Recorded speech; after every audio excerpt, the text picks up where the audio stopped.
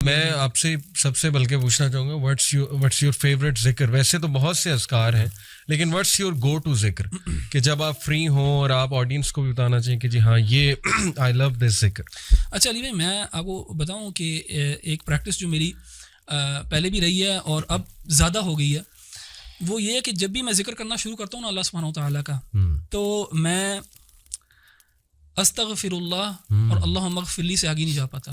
اللہ کیونکہ میں نا میرا دل کرتا ہے اللہ سبحانہ تعالیٰ کا ذکر کرنا. سبحان اللہ. اور میں اپنا محاسبہ جب کرتا ہوں نا کہ میری عبادات کا نماز کا جب میں محاسبہ کرتا ہوں تو میں استغفر اللہ اور اللہم اغفر لی سے آگے نہیں جا پاتا.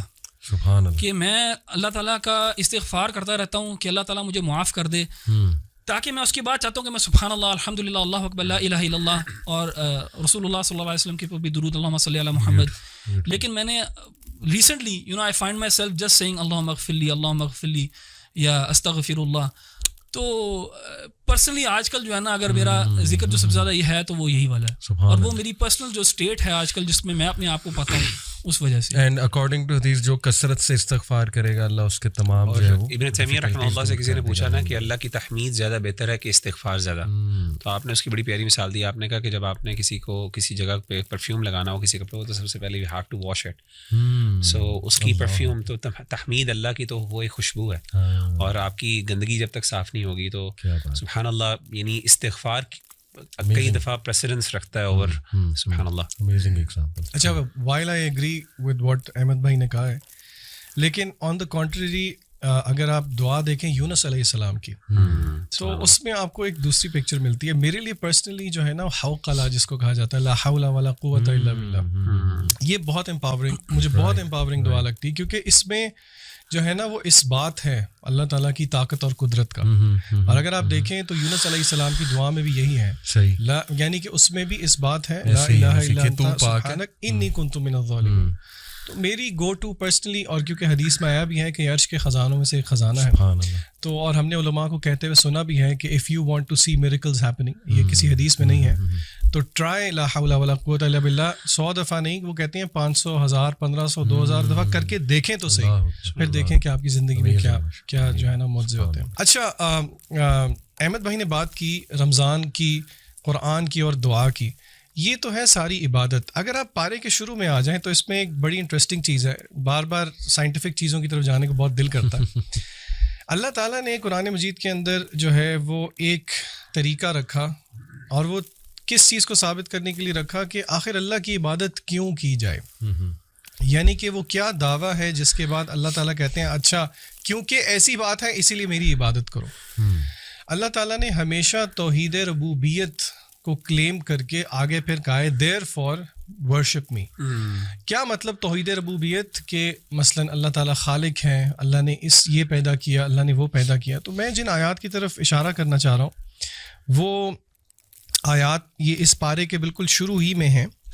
اللہ تعالیٰ فرماتے ہیں ان فی خلق السماوات والارض واختلاف اللیل والنہار والفلک. لمبی آیت ہے بیسیکلی جس میں اللہ تعالیٰ نے تخلیق کا ذکر کیا, آسمان اور زمین کا, دن اور رات کے ہیر پھیر کا ذکر کیا, کشتیوں کی جب وہ دریا پہ چلتی ہیں لوگوں کو فائدہ دیتی ہیں, آسمان سے جب بارش برستی ہے, یعنی کہ it is the manifestation of Allah تعالیٰ's کریشن.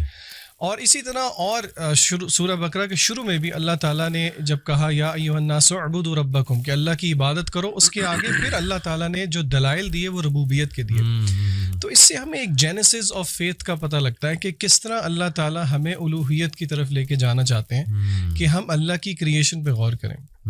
دیکھیے یہ تھیوریٹیکل بات نہیں ہے. آج کل اس کو اگر ہم پریکٹیکلی مینیفیسٹ کریں تو ہم سوچیں کہ وہ کون سی چیزیں ہیں جو کہ ہنڈرنس ہیں میرے اور آپ کے لیے کہ ہم غور و فکر کریں اللہ تعالیٰ کی تخلیق میں. آپ کو یاد ہوگا پچھلے سال ہم ایک ٹرپ پہ گئے تھے سب اکٹھے, اور اس ٹرپ پہ ہم نے کیا کیا تھا, ڈیجیٹل ڈی ٹاکس کیا تھا. اور ہم نے رات کو بیٹھ کے سب نے لیٹ کے, آپ کو یاد ہوگا آسمان کی طرف کوئی گھنٹہ 1.5 گھنٹہ جو ہے وہ تاروں کو آبزرو کیا تھا, سورہ ملک سنتے, اور ہم سب نے ایگری کیا تھا کہ اس طرح ٹائم نکال کے اللہ کی کریشن کو شاید ہی ہم کبھی آبزرو کرتے ہیں. بالکل صحیح. تو ہم اپنے بہن بھائیوں کو یہ مشورہ ضرور دیں گے کہ آپ کبھی نہ کبھی اپنے آپ کو تھوڑا سا کٹ آف کر کے اس پہ غور و فکر ضرور کریں, کیونکہ اللہ تعالیٰ نے اس کو دلیل بنایا ہے اپنی الوہیت کے لیے. تو I think this is very empowering. ویسے یہ جو ربوبیت آپ نے بات کی, اٹس اے بیوٹیفل کانسیپٹ. اس کو اگر تھوڑا سا اور ہم آڈینس کے لیے ایکسپلین کر دیں تو بڑا امپاورنگ ہوگا کہ ایگزیکٹلی توحید الربوبیہ میں کیا کیا جو ہے وہ آتا ہے. میرے خیال سے شیخ مغیرہ سے میں ریکویسٹ کروں گا کہ آپ ربوبیت پہ تھوڑا سا ذرا ایلیبوریٹ کر دیں پلیز. جی, اس میں نا توحید ربوبیت میں بنیادی طور پہ ویسے تو اللہ تعالیٰ کا خالق مالک ہونا, تین بڑی چیزیں ہیں کہ اللہ خالق ہے اور دوسرا اللہ مالک ہے, یعنی whatever Allah is created Allah کی وہ ڈائریکٹ پوزیشن میں بھی ہے اور اللہ کے ڈسپوزل پہ بھی ہے, اور تیسری چیز اللہ قدیر بھی ہے. یعنی یہ تین, الملک والقدرہ اور ایک خلق, یہ تین بڑی کوالٹیز عام طور پہ توحید ربوبیہ کے اندر کوٹ کی جاتی ہیں. یعنی اللہ تعالیٰ نہ صرف خالق ہے, اللہ آنر بھی ہے, اور اللہ کے پاس نہ صرف اللہ خالق ہے تو اللہ کے پاس ایک نیچرل رائٹ بھی ہے, اور تیسرا اللہ کا ڈسپوزل بھی ہے, یعنی اللہ کے مرضی کے مطابق کچھ پتہ ہل بھی نہیں سکتا. یہ تین کوالٹیز جو ہیں یہ پرائمریلی ایک توحید ربوبیت کا کانسیپٹ ہے, اور میں سمجھتا ہوں جس بندے کے اندر توحید ربوبیہ کا کانسیپٹ صحیح معنوں میں انٹرنلائز ہو جائے نا, وہ کبھی بھی شرک نہیں کر سکتا, کیونکہ توحید ربوبیہ necessarily necessitates actually in fact to الوہیہ. اور یہی اللہ تعالیٰ نے ہمارے ہاں عام طور پہ بعض دفعہ یہ کہہ دیا جاتا ہے کہ توحید الربوبیہ بندے کا پرفیکٹ ہے, توحید الوہیہ نہیں. صحیح اس میں جو محققین کی رائے وہ یہی ہے کہ توحید الربوبیہ اگر ایگزمپلری ہو تو it should necessarily lead to توحید الوہیہ. اور جو بندہ ایکچولی میں انٹرلائز کرے کہ مالک بھی اللہ ہے, خالق بھی اللہ ہے, اور قدرت بھی اللہ کی ہے, تو یہ ساری چیزیں باقی why is anyone a third person worthy of worship in that, ہے نا.